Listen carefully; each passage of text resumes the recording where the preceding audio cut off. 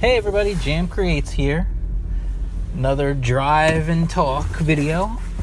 Today's topic, and oh, by the way, I promise I will be getting to those reviews of Exilium number 2, Zero Jumper issues 3 and 4, and Psycho KO issue number dos.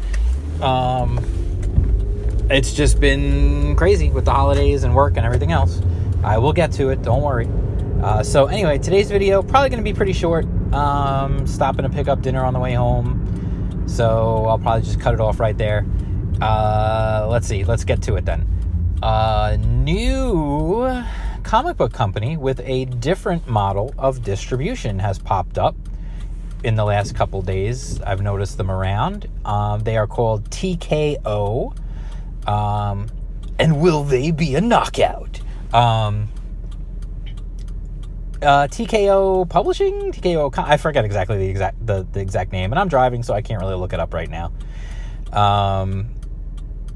So their model is an interesting model. They're basically promoting binge releases. So what they're doing is their comic books are miniseries, and they will come out when they are completely finished. So what they're doing is, let's say you've got a 6-issue miniseries, all 6 issues will be complete before it's released. And when it's released, you can buy them either as a boxed set with the 6 individual issues in it, as floppies inside. It's a neat looking box. Like they show you, they put out a video where you can see what it looks like, and it's a pretty neat looking package, honestly. Like the box looks cool. It has all the floppies in it. It's definitely a neat package. I think it looks cool. Where the freaking guy making a turn from not in a turning lane? Dope fiend. Anyway,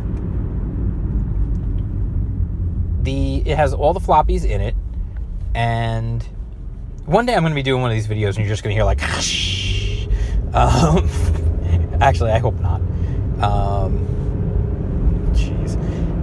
Anyway, back to the topic at hand. So it's going to have all the floppies in a nice little collectible box that you can put up on your shelf. It'll look nice on a bookshelf.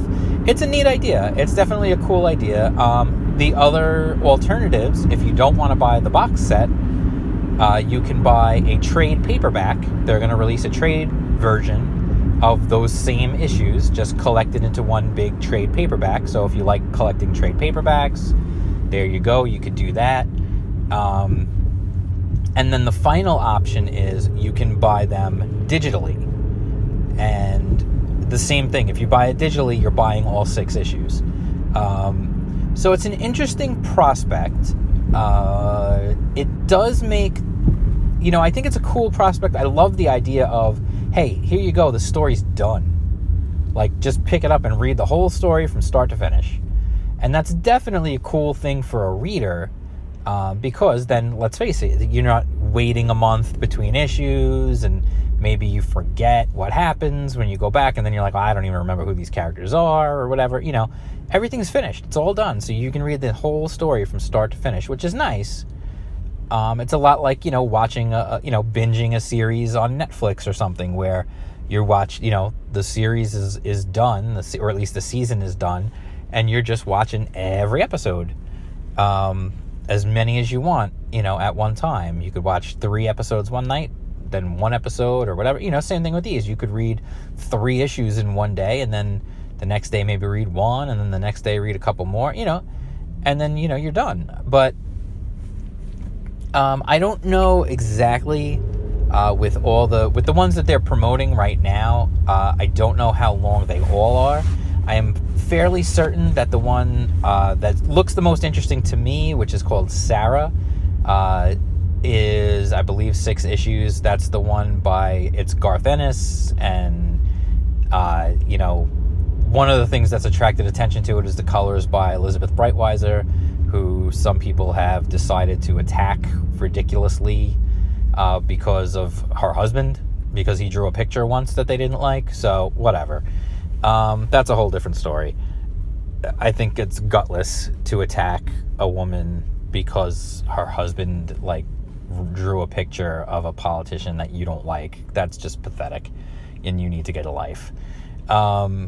Anyway, especially somebody who comes across as nice as Elizabeth Breitweiser does. But that's beside the point. I'm getting off topic here. I want to stay on topic because it's going to be quick by the time I get to where I'm going for dinner. For all you Chuck fans out there, I'm going to Subway for dinner. Yes, my family are big fans of Chuck, and we do enjoy our Subway sandwiches. In honor of Big Mike, of course, we love to have our Subway. Anyway, back to the topic at hand. I do think it's an interesting idea, and I think there's pros and cons to it. I think one of the big pros, like I said, is as a reader, you're getting the whole story start to finish. You know it's not going to get canceled in the middle. You know it's not going to drop off in quality in the middle either, because it's the same creative team throughout, and presumably they've had the same, they've had the time to complete the entire thing. So it's not like they're rushing to get the last couple issues out on deadline or anything like that. It's done. The whole thing's finished already. So, you would hope that maybe that would actually increase quality level. I don't know. It depends on what kind of deadlines they are putting on them to finish the books to begin with. The downsides I can see are price, because it requires a bigger buy-in at the start. You can't just go to the store and buy one issue and all of a sudden realize, I don't really like this, actually. This is not what I thought it's going to be. And so you just forget it and you don't buy the other 5 issues if it's a 6-issue miniseries. You just buy the one, and that's all it cost you was the price for the one. So price is definitely an issue, because if you're buying it in the box set, I think it's like $24 or something like that. The trade paperback's a little bit cheaper, and digital is a little bit cheaper than buying the box set. So, you've got options, but it is a fairly big buy-in. However, if you do enjoy it, it's certainly worth it. It's not an outrageous price to be asking in today's marketplace. It fits right in. You basically, if it's a 6-issue miniseries and it's $24, you're talking about, $4 an issue, which is what everybody else charges nowadays, with the exception of Alterna, who charges $1.50 for an issue and prints on newsprint. Presumably these are printed on, higher quality paper, that kind of thing. So I do think that the price could be a stumbling block. Obviously the biggest thing, and I guess I have to say it, although it should go without saying, is the quality of the stories and the books. Are they good comic books? Are they telling good stories? Are they, filled with good art? Are they enjoyable? If they're not enjoyable, then it doesn't matter what the price is. They're just not, then they won't be worth it.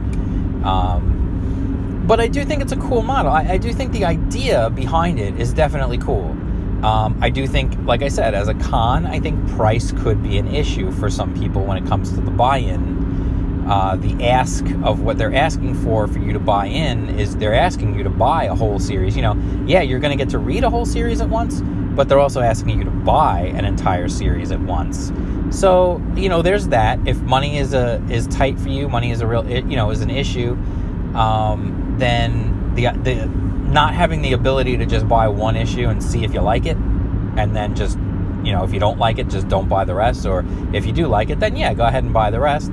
They take that option away from you, so they definitely will need to engender a level of trust in their readership, because the first time they turn out a stinker, it's going to burn a lot of people who are going to say, I spent, $24 plus shipping, whatever, for this book, and it stinks. I'm not doing that. I'm not making that mistake again. So, they're taking a chance, and whatever, they're betting on themselves. And honestly, any good entrepreneur worth his salt is going to bet on themselves to do the right thing and to make a good product that people are going to want. So listen, I don't know. I will have to wait until people read these books and we get reviews back on them and reactions to them to know if they're actually worth the money. And honestly, TKO is going to live and die by their reputation on these books. If these books turn out to be like fantastic books that everybody who reads them is like, oh my God, you got to get these books, you got to read them, then you know what? They build up a reputation, and in the future, they become that company that, hey, TKO has new books out, got to pick it up. Like, you just buy it on blind faith that it's going to be good if they can engender that type of trust. So we'll see. I mean, that remains to be seen, obviously, whether or not they'll be able to do that. Hopefully they can. I would love it if there was another really strong, independent comic book operation out there that was putting out quality stuff. That would be awesome. I would be really psyched about that. I don't know if they're going to continue. I'm sure they've explored the options, and I'm sure I'm not giving them any information that they haven't already considered when it comes to their model and their pricing and their delivery and all of that. Like, I'm sure they've considered all this before they decided what direction to go with their company.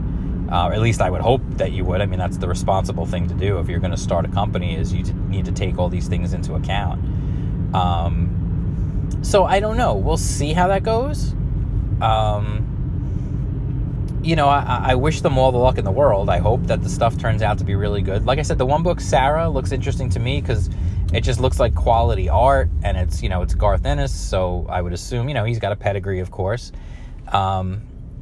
So I would certainly give him the benefit of the doubt that he put together a good story, and it sounds interesting. It's during World War II. It's actually takes place in Russia.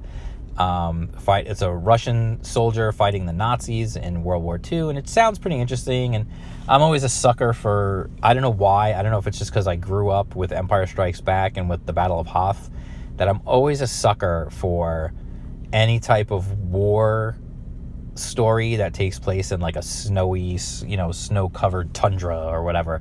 I can't explain that. I have no idea why. It's just something that always appeals to me, and it just is what it is. I just like the visual of it, I guess. I don't really know. In the future, who knows? I would say one thing that maybe if this doesn't quite work out for them, one thing that they could do, theoretically, is to launch some sort of subscription model where, maybe you pay, I don't know, you pay $10 a month, or you pay, you get a price break, you pay $100 for the year. This, of course, is counting on them having a consistent output of product as well. I mean, they can't go like 4 months with no new product and expect you to pay a subscription fee. That just wouldn't make a whole lot of sense. But if you're paying, let's say, a subscription fee, and they are putting out, much like the Netflix model, you're paying a subscription fee and you're getting, hey, here's a new Netflix original series. It would be for them, here's a new TKO original miniseries. And awesome, okay, so you pick it up, you read it, you get it, you read it, then maybe you get like some one-shots or something. Like maybe they put out some one-shots to fill in the gaps throughout the rest of the year, and then put out more miniseries throughout the year. I don't know how many miniseries they're planning on putting out per year. But if they had a consistent output of product, I could see spending maybe, $100 for the year, so it comes out to be less than $10 a month. You have one of those, it's $10 a month, or if you buy for the whole year, it's $100, you save $20, and you just get everything that they make. I don't know, I could see that being something that could work if they have a consistent amount of product coming out. Even if it was a digital only subscription bundle, that would actually be much more profitable for them, because they don't have to print out the books and they don't have to ship out the books, which means they could conceivably make the subscription price lower, actually, even than that. Maybe they could make it like, $50 for the year or something. I don't know. I'm just throwing out numbers without, obviously you've got to do the market research, and you've got to know your expenses and on all that good stuff. So, I don't know exactly about that stuff and how that would go. It would really depend on, how much they're spending to make the books and their budget for advertising and everything else that goes into all of that stuff. But we'll see. I mean, it could, that's something that could down the road maybe work for them, a digital only subscription, where you get everything they put out. Theoretically, that could work. I don't know. I mean, again, I don't know their business model, but I think right now the model that they're using of, hey, you buy it, you get the whole story, you don't have to wait, and we go from there. It's an interesting, if nothing else, model. So let me know what you think about that model. I'm going to wrap it up there. Let me know what you think. Is this a good model? Is this a model that's sustainable? Do you think maybe the subscription is a better way to go? What do you think? Do you like the idea of buying in and getting the whole thing at once, or is it too much to ask in the beginning? Let me know what you think. If you're planning on getting these books, definitely let me know that. I would love to hear from people who read them. So hit me up in the comments. Let me know what you think about all that stuff. If you like this video, hit that thumbs up, subscribe, jingle that bell for notifications so you never miss a video. Follow me on Twitter. I'm at @jam_creates. I'm on Instagram at @jam_creates. I post some of my art, pictures of my dog there. We'll see what else I end up posting on there. I don't know. That's going to kind of be my free-for-all media. Twitter I generally use for promotion of my videos. Occasionally, and I post my art on there too sometimes, but I feel like Instagram's going to be more for my art. I don't know. We'll see how that goes. But anyway, if you like the video, hit me up, follow me, all that good stuff. Happy holidays, and I will talk to you again soon. And I promise those comic reviews are coming. All right. Peace out.